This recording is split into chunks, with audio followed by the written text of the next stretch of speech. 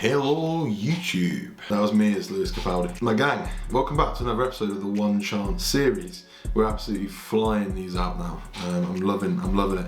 Response has been good as well. I think you guys are enjoying it, which is nice. Lots of comments, lots of likes, few subscribes here and there. Few of you aren't subscribed still, so if you're not, I'm gonna say a few, I mean the majority. So if you're not, please do hit that subscribe button. But I wanted to just get in front of the camera because all well and good, these videos are GG for sure, but they're kind of quite structured. You know, we have a plan, we're going after something, I'm trying to deliver some value or deliver something in particular. It doesn't really give me a chance to give you this sort of organic, just sitting down with the camera vibe as such. So I wanted to let you know what's going on. Today is, for me, the 8th of April.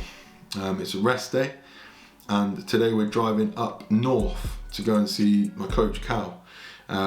Which is pretty timely because I'm 5 weeks out now, nearly 5 weeks out. So for me, this is where things start to get a bit squeaky bum time, because I'm a bit like, oh, 5 weeks, that's not a long time, is it?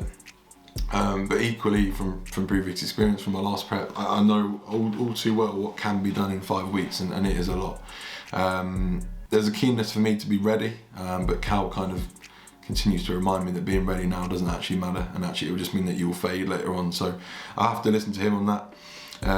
We've seen some big new lows, so I broke the 110 this week. It's now shot back up to 111, but I broke the 110s this week, which is cool. So 109.7, which means I was able to compare my physique now at 109.7 with when I started prep last time at 109.6, which is pretty crazy actually. That was off my Instagram. Really happy with the improvements. I'm really confident that I've gone from a pro card winning physique to a physique that's worthy of a pro stage. So that's cool. This week I also gave away the PS5, so that was pretty big, and also released my hypertrophy training guide. So as per the last video, link is in the product description. Link is in the video description. Okay, it's in the video description if you want to go and grab that.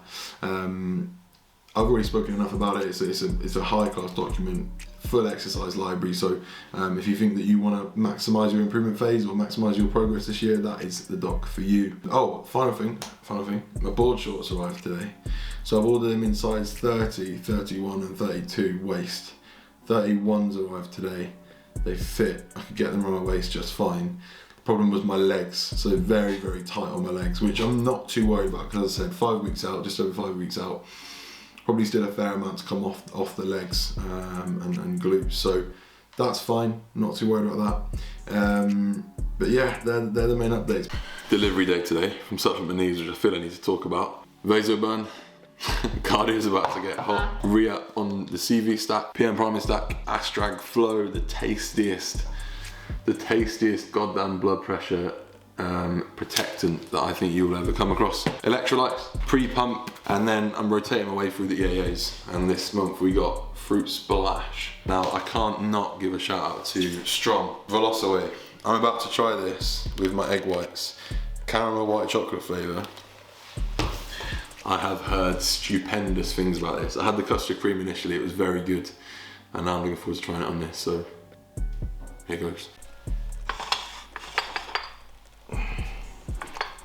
So on rest days I like to have like I double up my egg white meal, because normally on a training day it's egg white and cream of rice. But on rest days I have the egg white omelette, a savoury version which I've eaten, and then the sweet one. It's like dessert. This is the caramel white chocolate Velocaway. Fucking ridiculous, as expected. I'm probably gonna pour it on here, but I just wanna, get into the omelette a bit first. Oh my god, never fails to impress. It's a bit thin today, it's a bit more like a pancake. I think I put too much almond milk in there. Thinned the mixture out a bit too much, but all's well that ends well.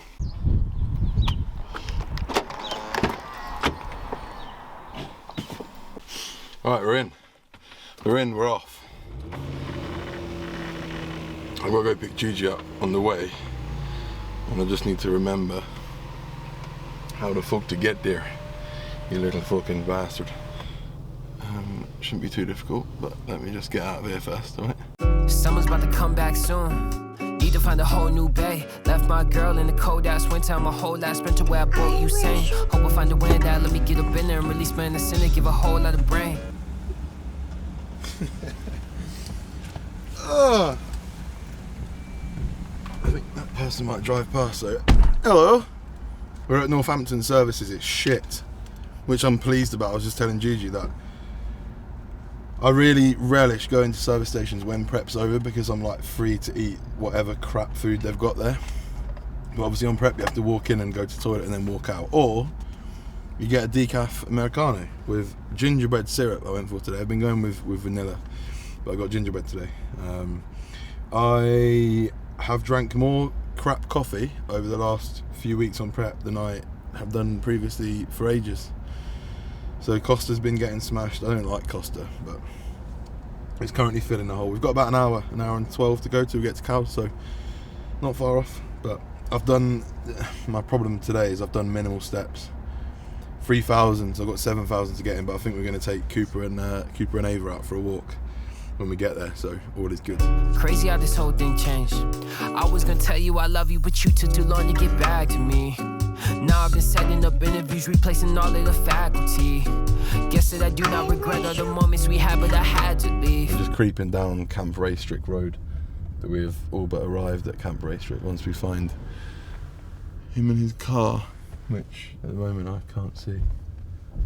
He did tell me what number it was, so perhaps I'll pull over.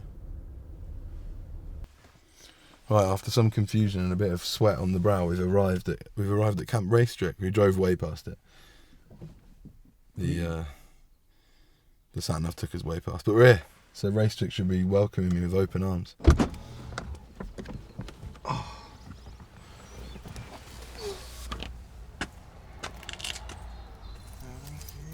Fat loss. Yeah. There are changes occurring.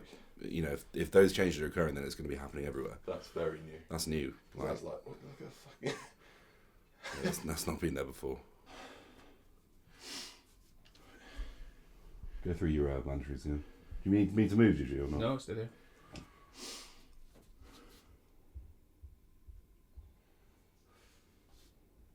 Nice.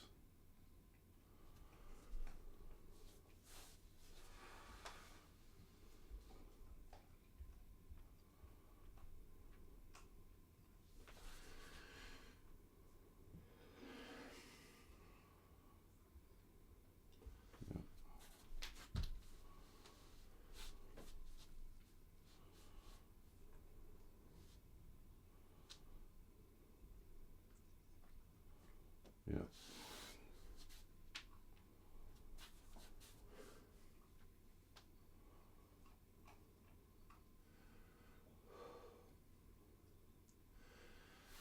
It's nice, mate.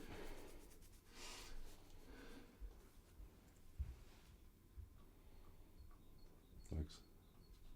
There you go. Do your front mounts, bro.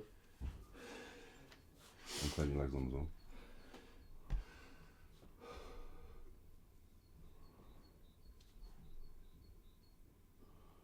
Nice. That's beautiful. Oh, what a tragedy. A heart full of casualties. Somehow you mad at me. I wish you love. That's some ASMR for you.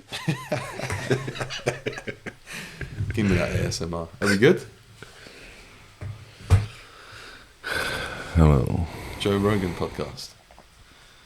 Joe Rogan needs to watch out. Joe Brightman will be getting a Spotify next. Hannah, can you stop making any sounds, please?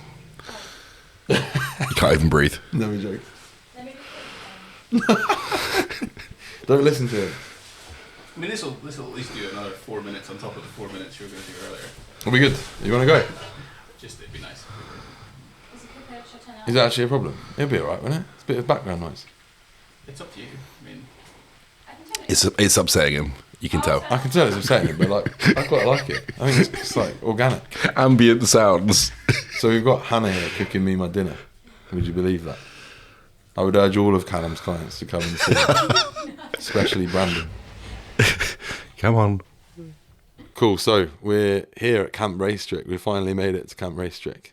Camp, which is better than Camp Janssen. Yeah, it's better. Way better so far. I obviously introed the video earlier talking a bit about how it's like squeaky bum time for me now in terms of prep. Like 5 weeks out, the nerves start to kick in. It's like, how long have we truly got? But after, did you get any filming from the walk?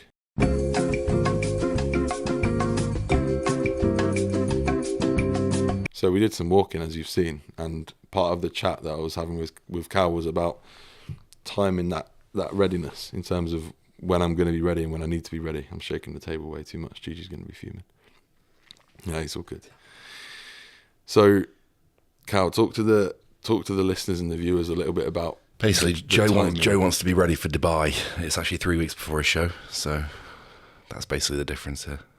So I'm not actually competing in Dubai. I'm competing in New York Pro, but I want to be ready in Dubai. That's not because I want to walk down the beach looking peeled, because I'm already going to do that. But it's peace of mind, isn't it? It's peace of mind. It's getting to that position where I'm then 3 weeks out and I'm actually ready. I've never been in that position before. I think that's the difference. I've never been ready early, but why wouldn't I want to be ready early for this show? I think you're gonna have bodies that, like a good example would be Josh. Josh will be ready for his show 2 or 3 weeks out from the show, but then there's risk that comes with that in terms of holding on to a look when you're that deep in. And for certain people, and you're going to be one of them, you only get the opportunity once to get you at 100%. And if we pull that too early, we're not going to be able to sustain the look. Because what we'll find is we'll have you at 100% for the New York, and then we're going to be in a position where those back-to-back shows, we can just start creeping your food up and you'll get better and better and better because you're just going to fill out more. But we don't want you ready 3 weeks before a show and then think, right, how are we going to sustain this for the next 3 weeks? Being ready early is good, but only if you can actually sustain that and keep your head on at the right time. It makes a lot of sense. I think as well in terms of like stress from going to Dubai for 2 weeks, flying to America for a week, and then moving all around America. We need to make sure. I think for me the main stress is like I need to be ready, but Cal's thinking much more further ahead where I'm only thinking about being ready, which I think is a typical athlete mindset at this stage. Like you want more than anything to be ready for that show. So that's how I'm feeling. I've tapped the table so many times. So then that rolls into another couple of questions. So obviously we didn't have the smoothest start to prep, which has led us to this position. Do you think we're on time? Do you think we're behind? Do you think we're ahead? We're not behind. After the changes we made last week, we're not behind. It was just I was holding out those changes for the last moment I could add them, and then we added them. Cal was being the kind coach. I think I went through my changes on Instagram. Maybe Gigi can throw up a little picture of the caption, but it's pretty rough now. But as I said to Cal, once I've had a little thrown my toys out the pram and found out what those changes are, it's a case of they just get done. Like 60-minute rest day cardio. The first one hurts, and then after that, it's just the same as. It's like it was never went away. It's just one of them ones. But in terms of making changes on prep, what do you look for in check-ins and in client feedback to make those changes, and how deep do you make those changes, and what's your strategy there? So, we've got multiple ways of manipulating energy balance as a whole. So I think the important thing that we need to consider is the fact that the tools that we've got through prep, we don't want to exhaust too early on. So like the example of the cardio expenditure bump that we added in before, every decision you make is going to have an equal and opposite consequence. So the added cardio is going to drive condition forwards, but it's also going to start to ramp up fatigue. So with one benefit, you've also got a risk as well. So from a prep scenario, whenever you start to hit a roadblock in terms of whether that's visual condition stalling or whether that's body weight stopping to drop, obviously if you're still on track of, continuing to drop weight to bring condition in, we want to have the ability to make some form of change, but it's not using those tools all in one go, if that makes sense. Because then you're going to get to a point where, if you go hot off the gates at 24 weeks out or at 16 weeks out, whatever your prep is, you've got to still be in a position at 4 weeks out that if there's more to come off, we need tools to use there. And if it's all gone, then you're just eating into nothing. Mm. I think whenever people ask me about how to make changes, when to make changes, or why to make changes, it's not just a simple answer. Like, you need to take into account how long you've got, how much fat you've got to come off. There's not like a simple calculation to say if you've got 10 kilos to come off in 10 weeks and you need to be doing 45 minutes cardio, because 45 minutes cardio for me might look like 120 minutes cardio for someone else. Like, that's just the way it is. Okay, and the final thing then, I want to ask a little curveball question. What do you think the chances are this year? What do you think we're going to do? The goal is to get to the Olympia. Otherwise, there's no point in doing it. That's the ultimate goal. You're damn right. you know, the reason why we've picked those shows is to have the ability to get there on points. And I think for Joe this year, the biggest consideration is the fact that he is in a position where he's got nothing to lose and he's got everything to gain. Whereas in 2019, you had everything to gain. It was the other way around, right? All the pressure was there for you to get the pro card, whereas now it's like you've established yourself, and now it's a case of, you know, showing what you can do, and this is the first step in the journey. So, you know, the expectations are high this year for us, but externally it's just a case of seeing where we fare. But obviously we're always going to hold ourselves to the highest expectations we can, and that's ultimately getting on that bigger stage. So that's the ultimate goal, and we take that one show at a time. Let's do it. Peace out from Camp Raistrick. I hit the table. That was fantastic. A few moments later. What do you want? I can't do it for him. Don't look at me. Huh? No. We literally said peace earlier on at the end of the thing. You gotta say like and subscribe. Hit the button, hit the bell. Oh, I actually, funny enough, Gordon, at the start of this video I said a large percentage of people aren't subscribed, so subscribe. And like and comment, whatever. But I'm going to bed, so. That's the end. Nothing I have to contribute above that.